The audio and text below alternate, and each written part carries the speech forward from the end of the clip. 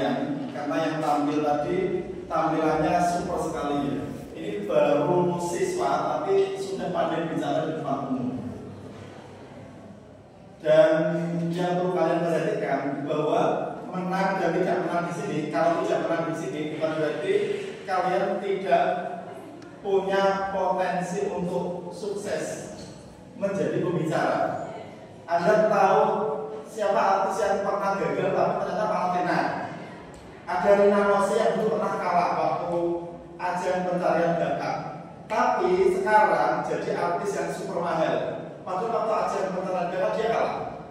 Jadi anak-anak, kalau ternyata kalian ada di urutan bawah, jangan terus saya nggak punya bakat di bidang pidato. Tidak tepat. Karena yang kumpul di sini berarti anak-anak yang memang di rumah sudah latihan, di tingkat sekolah sudah melalui proses seleksi, sudah dilatih, berarti yang kesini ini sudah pilihan. Jadi kalau memang kalian tentu saja yang namanya lomba 34, nggak mungkin juara 34 semua. Tapi dari yang baik-baik ini diambil mana yang paling tepat untuk menyandang predikat juara 1. Itu anak-anak ya. Saya kok nggak menang, padahal saya sudah bagus. Bukan berarti kalian tidak punya potensi untuk maju. Yang pertama. Yang kedua, jangan berpikir wah ini jurinya pasti memenangkan yang mengadakan. Tidak tepat. Saya jadi juri sudah di banyak tempat, di Atanler, di tingkat kemenak, tingkat kabupaten, dan di tempat lain. Tak satupun yang pernah, tak satupun saya bermain mata dalam memberikan penilaian.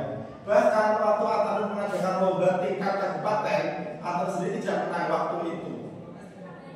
Jadi meskipun saya putra, tapi saya tidak menangkan sana. Itu yang harus saya pegang teguh, harus berpikir positif bahwa ini lomba kompetisi. Jangan terus jurinya mesti pilih kasih, tidak benar. Dan tidak mungkin kami mengorbankan integritas kami sebagai juri hanya untuk kepentingan sesaat. Jadi tidak ada main mata. Dan saya tadi duduk agak coba dengan jenengan Pak ya. Tidak komunikasi masalah nilai kecuali pada waktu akhir kami entry, kami input di Excel, baru kami bicara masalah nilai. Dan itu pun tanpa perubahan. Itu ya. Jadi saya sampaikan dua hal tadi. Satu, tidak menang tidak masalah. Kalau menang berarti Anda luar biasa dan tidak berani sampai di sini perjuangan kalian. Menang di sini tapi tidak berproses setelah ini berarti karir Anda sebagai pembicara berhenti sampai di sini. Menang jadi juara 1, 2, 3 ini bukan akhir dari karir Anda sebagai pembicara. Justru ini satu anak tangga yang harus kalian lalui dan Anda harus melangkah ke tangga berikutnya. Menang nominal tapi dari katawannya tidak pernah praktek, tidak pernah diamalkan ilmu kalian, berarti karir Anda berhenti sampai di sini. Jelas saudara ya?